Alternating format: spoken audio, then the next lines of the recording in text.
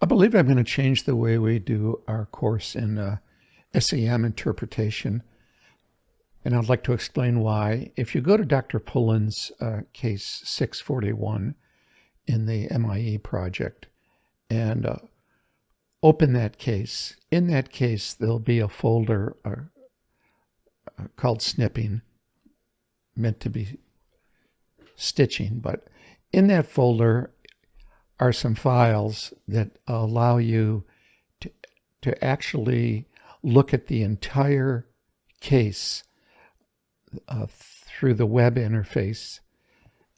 There's several powers that are listed there, and when you say go into one of the lower powers, the images have been stitched together and they allow you to review the entirety of the canal at various powers.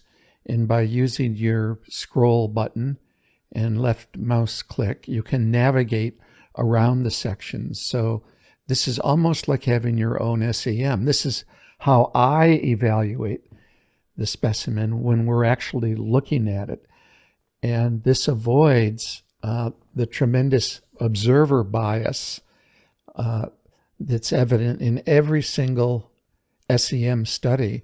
Now you have access to the entire canal at various powers, and you can look at any area that you want. So this eliminates my bias in just selecting certain areas. So I think this is going to be an extremely powerful way for you to refine your pattern recognition. If you'll take the time to actually study these, you can zoom in and you can look at the entire case just as I do using the electron microscope. And you can move around that case. I've made different powers from 30x all the way up to 10,000x.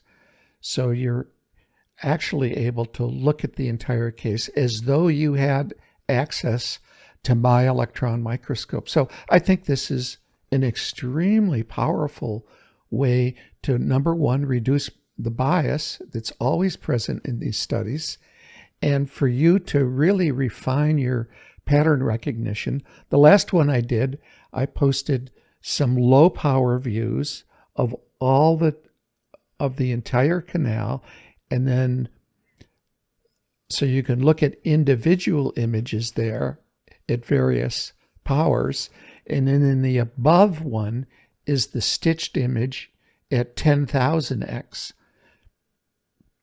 So it kind of shows you where you're looking at these exaggerated powers. And I think you can see, if you're willing to spend the time and go through these, I think you can increase your pattern recognition very, very rapidly, much more rapidly than me trying to teach this to you one image at a time. So these are just some examples of how you can manipulate through the images. Some of the earlier ones were not stitched together quite as well, but as I practiced, I got better at it. And there's actually programs that stitch these together for you that I'll probably use. So I'd like some feedback on this, as whether it's worthwhile.